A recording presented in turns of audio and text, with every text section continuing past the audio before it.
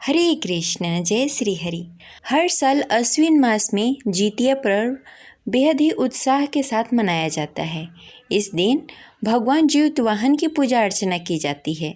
धार्मिक मान्यताओं के अनुसार इस व्रत को करने से संतान से जुड़ी सभी परेशानियों से छुटकारा मिल जाता है और संतान की लंबी आयु का वरदान प्राप्त होता है। साथ ही संतान के जीवन में आने वाली सभी बाधाएं दूर हो जाती है और सुख समृद्धि बनी रहती है। इस दिन माताएं अपने पुत्र की लंबी आयु और अच्छे स्वास्थ्य के लिए निर्जला व्रत रखती हैं। इसमें बहुत से नियमों का पालन करना होता है। इस व्रत में थोड़ी सी भी त्रुटि नहीं होनी चाहिए। माना जाता है कि इस व्रत को करने से निसंतान स्त्रियों को भी संतान प्राप्त होता है। यह व्रत हर साल अश्विन मास की कृष्ण पक्ष की अष्टमी तिथि को रखा जाता है। इसका नियम सप्तमी तिथि से ही प्रारंभ हो जाता है। सप्तमी के दिन नहाय खाय किया जाता है और अष्टमी के दिन निर्जला व्रत रखा जाता है और इसका पारण नवमी के दिन किया जाता है। नहाय खाय के दिन माताएं अपने पुत्र की लंबी आयु के लिए सर्वप्रथम स्नान आदि से निवृत्त होकर घर के अच्छे से साफ सफाई करके शुद्ध और सात्विक भोजन बनाती हैं, जिसमें मड़ुए की आटा की रोटी, नोनी का साग और सतपुतिये की सब्जी बनाती हैं। और यह भोजन एक ही बार किया जाता है और रात्रि में पकवान बनाए जाते हैं, अपने पुत्र को खिलाते हैं, खुद खाते हैं और अगले दिन अष्टमी को निर्जला व्रत रखती हैं। पूरे दिन उपवास करके संध्या के समय मिट्टी के चील्हों सियारों बना के और कुश के जीतवाहन देवता को बनाकर उनकी पूजा करती हैं और लाल या पीले रंग के धागा को चढ़ाती हैं, जिसे जितिया कहा जाता है। उसके बाद व्रत कथा का पाठ करती हैं और जीतवाहन भगवान की विधिवत पूजा करके अपना व्रत संपन्न करती हैं और अगले दिन नवमी के दिन पारण करती हैं। तो आइए आज की इस वीडियो में हम जानते हैं कि साल 2025 में जितिया व्रत कब है, नहाय खाय कब किया जाएगा और इसके महत्व के बारे में जानते हैं। अगर आपको जितिया व्रत से रिलेटेड कोई भी क्वेश्चन हो तो आप कमेंट करके पूछ सकते हैं।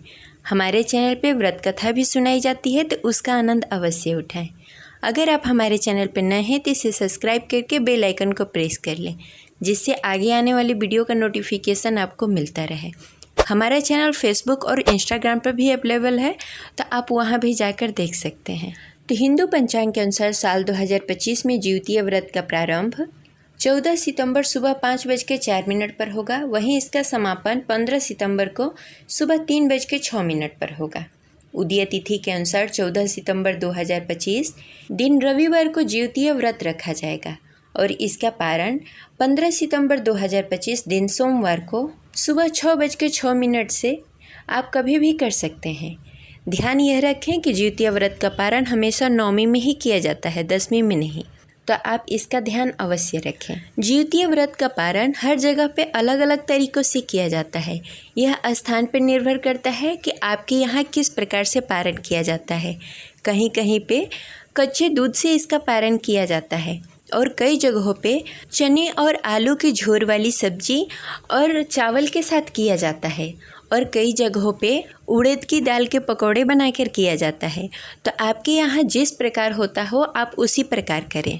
जितिया व्रत में कुछ नियमों का पालन करना होता है, जिसका पालन सप्तमी से ही प्रारंभ हो जाता है। सप्तमी के दिन नहाय खाय किया जाता है। इस दिन माताएं सुबह सवेरे उठकर स्नान आदि से निवृत्त होकर बाल धोकर स्नान किया जाता है उस दिन, और उस दिन शुद्ध और सात्विक भोजन बनाया जाता है और वही भोजन किया जाता है। जितिया व्रत के दिन निर्जला व्रत करना होता है। गलती से भी व्रत नहीं खंडित होना चाहिए, नहीं तो उसका बुरा प्रभाव आपके पुत्र पे पड़ सकता है। जितिया व्रत में काले रंग का वस्त्र धारण नहीं करना चाहिए और किसी के भी प्रति गलत विचार अपने मन में नहीं रखना चाहिए। उस दिन शुद्ध और सात्विक भोजन करना चाहिए, मांस मदिरा का सेवन नहीं करना चाहिए और पूरे दिन उपवास रखकर संध्या के समय स्नान आदि से पुनः निवृत्त होकर जीतवाहन भगवान की पूजा करके जितिया व्रत कथा अवश्य पढ़नी चाहिए, क्योंकि जितिया व्रत में कथा के बिना व्रत अधूरा माना जाता है। इसलिए कथा अवश्य सुने। इस कथा में चील्हों सियारों की भी कथा कही जाती है और जीतवाहन भगवान की भी कथा सुनाई जाती है, तो आप इस बात का ध्यान अवश्य रखें। तो ये रही आज की जानकारी, आशा करते हैं आपको अच्छी लगी होगी। तो आगे आने वाली वीडियो में जितिया व्रत से रिलेटेड और भी जानकारी दी जाएगी, तो हमारे चैनल को सब्सक्राइब करके बेल आइकन को प्रेस कर लें। अगर आपको पूजा से रिलेटेड या कोई भी क्वेश्चन करना हो तो आप कमेंट करके पूछ सकते हैं। मिलते हैं अगले वीडियो में, तब तक के लिए हरे कृष्ण, राधे राधे।